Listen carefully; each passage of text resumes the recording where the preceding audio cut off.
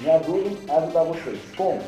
Se inscrevendo no canal, dando seu like e ativando as notificações para a gente estar sempre trazendo esses vídeos debochados, fuleirais para vocês. Estamos em vivo? Uau! E eu começo aqui pelo caso Daniel Alves, porque a Justiça da Espanha, nesta sexta-feira, absolveu o ex-jogador brasileiro Daniel Alves da condenação por estupro. Em decisão unânime, o Tribunal Superior da Catalunha decidiu anular a sentença que havia condenado o ex-atleta a 4 anos e 6 meses de prisão. O brasileiro já estava em liberdade provisória desde o ano passado, quando a Justiça catalã aceitou um recurso da defesa do ex-jogador.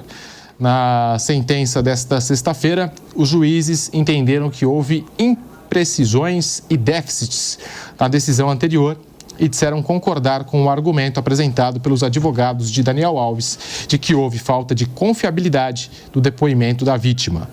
Os juízes apontaram ainda que a decisão anterior de um tribunal de primeira instância de Barcelona contém uma série de lacunas, imprecisões, inconsistências e contradições quanto aos fatos ao longo de sua fundamentação. Algo que é muito importante ser ressaltado: a decisão não significa que o tribunal esteja afirmando que a versão de Daniel Alves, de que não houve estupro e que ele teve uma relação sexual consentida com a vítima, seja a correta. Mas os juízes argumentam que, pelas inconsistências, também não podem aceitar a hipótese da acusação como provada. E até contextualizando o caso, para você que está chegando agora, aqui pelo Bate-Pronto da Jovem Pan, você que nos acompanha pelo Panflix, pelo canal do YouTube Jovem Pan Esportes, pelo canal do YouTube Jovem Pan News e também pela Rádio Jovem Pan, em todas as nossas afiliadas pela rede Jovem Pan News, a vítima, uma jovem espanhola que estava na mesma discoteca de Daniel Alves em 30 de dezembro de 2022, afirmou que foi estuprada por Daniel Alves dentro de um banheiro da área VIP do local. Exames de corpo de delito comprovaram a existência de sêmen na vagina da jovem e funcionários da boate corroboraram a versão da vítima. Antes do começo do julgamento, Daniel Alves apresentou 4 versões sobre o que aconteceu na boate. Durante o julgamento, ele contou algo diferente. Pela primeira vez, afirmou que estava muito embriagado. Em sua primeira versão, ele disse que nunca havia visto a vítima. Depois, afirmou que entrou no banheiro com a garota, mas não aconteceu nada. Posteriormente, alegou que a jovem praticou sexo oral nele, porém de forma consensual. Por fim, assumiu as relações com a moça, disse que foi consensual e que o motivo das diferentes versões foi para ocultar a relação de sua ex-esposa. Para colocar aqui um ponto final, a resolução inicial explicava que, primeiro, a denúncia da vítima não tinha interesse econômico. Segundo, o depoimento da vítima foi coerente e especialmente persistente. Terceiro, não há dúvida de que a penetração vaginal aconteceu com violência. E quarto, a vítima teve medo de denunciar por causa da repercussão do caso e do risco de sua identidade ser revelada. Então aqui toda a contextualização, os pareceres, as 4 versões da defesa de Daniel Alves, que ele acabou apresentando no decorrer desse caso para a Justiça da Espanha. E agora, nesta sexta-feira, foi absolvido no caso de estupro o ex-jogador Daniel Alves. Piperno, Mauro Betting, Flávio Prado, não sei se vocês vão querer comentar sobre o tema, sobre esse assunto que envolve o Daniel Alves, que foi absolvido nesta sexta-feira pela Justiça da Espanha. Bom, eu posso dizer o mesmo que disse o tempo inteiro quando ele foi condenado. Eu não estava lá, eu não vi, e é uma questão de justiça do país, dentro das suas normas, das suas regras. Então, da mesma forma que quando ele foi condenado, ele falou: não tenho capacidade, primeiro, jurídica, conhecimento, segundo, legal, como funciona a lei espanhola. E terceiro, eu não estava num momento, não vi nada. Então, acho muito perigoso e presunçoso a gente chegar a alguma conclusão. Então, nada a declarar, simplesmente é um assunto pessoal do Daniel Alves e ele agora foi absolvido, da mesma forma que já tivemos outros casos, de jogadores que foram condenados, depois absolvidos, outros que conseguiram liberdade e depois foram presos. Tem de tudo, tem o Mendy, aquele caso lá do futebol inglês, aí teve o caso do Robinho, que no primeiro momento a coisa parecia que estava resolvida e depois ele acabou sendo detido aqui, mas são todos casos de justiça. Não me cabe emitir opinião porque eu não vi, seria uma coisa leviana e eu não vou fazer isso, realmente Não dá para estar certo ou errado, não sei. Porque, né, como você falou, tinha uma situação antes, outra situação depois, então realmente não me cabe comentar se está certo ou se está errado.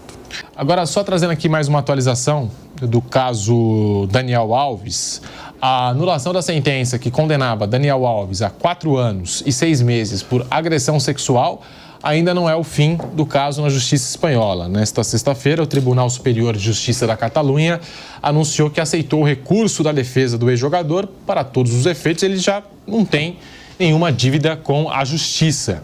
Ainda assim, a mulher que denuncia o brasileiro ainda pode recorrer ao Tribunal Supremo, a última instância da Justiça Espanhola. Uma fonte jurídica que acompanha o caso disse até o seguinte: não recorrer ao Supremo seria concordar com a decisão de anulação da sentença. Então deve acontecer, a expectativa pelo menos é essa. A decisão do tribunal nesta sexta-feira surpreendeu tanto o Ministério Público Espanhol quanto a acusação particular, que representa a denunciante. Ambas as partes pediam um aumento da pena para 9 e 12 anos de reclusão. Algumas fontes que estão acompanhando esse caso afirmam que, caso se confirme, né, o recurso ao Tribunal Supremo, um novo julgamento pode demorar entre 3 a 4 anos. Isso porque acontece a anulação da sentença e aí atrasa todo o processo. Vários procedimentos deveriam ser refeitos, como, por exemplo, os depoimentos, análise de provas. Isso leva bastante tempo. E também afirmam que o Tribunal Supremo da Espanha está com um atraso considerável e um possível recurso no caso de Daniel Alves deixaria de ser prioridade. E com a anulação da sentença pela Sala de Apelações do Tribunal da Espanha nesta sexta-feira, Daniel Alves já não tem qualquer restrição ou obrigação com a Justiça da Espanha. Na prática, isso significa que ele volta a ter acesso aos passaportes brasileiro e espanhol e que poderá viajar para fora do país. Ele também deixa de ter a obrigação de apresentar-se toda sexta-feira para assinar uma ata de presença diante da polícia. Então, faltou esse complemento aqui das informações sobre o caso Daniel Alves. Fábio Piperno, queria te ouvir também sobre esse assunto que envolve o brasileiro, o ex-jogador Daniel Alves, ex-jogador de Barcelona, São Paulo, Seleção Brasileira, Sevilha, Daniel Alves. Duas coisas para mim que ficaram muito óbvias, né? O Daniel Alves não forneceu versões confiáveis, tanto que ele mudou 4 vezes. A segunda coisa, só ele e a moça sabem de fato o que aconteceu. Ele mudou realmente 4 vezes o depoimento dele. Sim. A gente até, na contextualização do caso, a gente trouxe aqui 4 vezes ele mudou o depoimento, Mauro. Assim, eu só vou comentar porque é um assunto que é do futebol. Nem em redes sociais eu uso. Sabe que eu adoro falar sobre um monte de coisa. Eu não sou o Felipe Neto, mas falo de um monte de coisa, tá? Sobretudo humanidade mais do que política. Mas esse é um caso de polícia, evidentemente, e um caso de humanidade também, mais do que de polícia. Mas é o que falou o Piperno sobre isso, é o que eu queria reiterar. Ele mudou 4 vezes, o nosso resumo está, como sempre, muito bem feito do que foi falado, né? Não pode pegar meu celular que está numa reunião lá que não está dando para deslocar o áudio aqui, mas tudo bem, vou sentar em cima da reunião aqui. Mas para dizer o seguinte, ele mudou 4 vezes a própria versão, aí pode ser o fato dele estar alcoolizado, que ele sempre, ou quase sempre, acho que 2 ou das 3 versões ele assume que estava alcoolizado, tal, você pode perder, depende da pessoa, as condições. Mas enfim, é mais um caso deplorável se for a versão da primeira versão e deplorável se mesmo acontecendo tudo isso, aconteceu o que aconteceu hoje.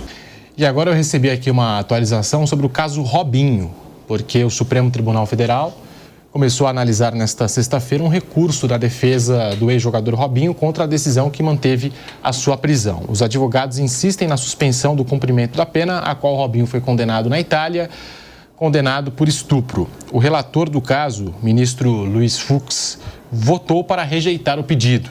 O julgamento ocorre no plenário virtual e está programado para durar até a próxima sexta-feira. No ano passado, o STJ autorizou que Robinho cumpra no Brasil a pena de 9 anos. A corte também determinou a prisão imediata do ex-jogador, que aconteceu em março em Santos. De lá, ele seguiu para a penitenciária de Tremembé, São Paulo, no Vale do Paraíba, onde permanece detido. A defesa do ex-jogador recorreu ao STF, mas o pedido de habeas corpus foi negado, primeiro pelo relator Luiz Fux e depois pelo plenário, por 9-2. Os advogados apresentaram embargos de declaração, um tipo de recurso utilizado para esclarecer pontos de uma decisão. O argumento do recurso é que um ponto do voto do ministro Gilmar Mendes, que votou pela liberação de Robinho, não foi abordado pelos demais ministros. A discussão envolve o princípio de que a legislação penal não pode retroagir para prejudicar o réu, ou seja, uma nova lei só se aplica para casos futuros. A Lei de Imigração de 2017 autorizou o cumprimento no Brasil de uma sentença emitida no exterior. A defesa de Robinho alega que essa regra não poderia ser aplicada a ele, já que essa alteração tem natureza penal e o crime foi cometido em 2013. A maioria dos ministros do STF entendeu, no entanto, que essa alteração foi de natureza processual e, por isso, não há o impedimento. Robinho foi condenado pela justiça italiana em 2017 pelo estupro de uma jovem albanesa ocorrido em uma boate de Milão em 2013. Em 2022, a decisão se tornou definitiva, ou seja, sem a possibilidade de novos recursos. Segundo a acusação, o ex-jogador e outros 5 homens teriam violentado a vítima. Ele nega o crime e afirma que a relação foi consensual. Então, está aqui, né? A gente atualizando os casos que envolvem os ex-jogadores Robinho e Daniel Alves. E qualquer nova atualização, a gente te informa pela Jovem Pan em todas as plataformas.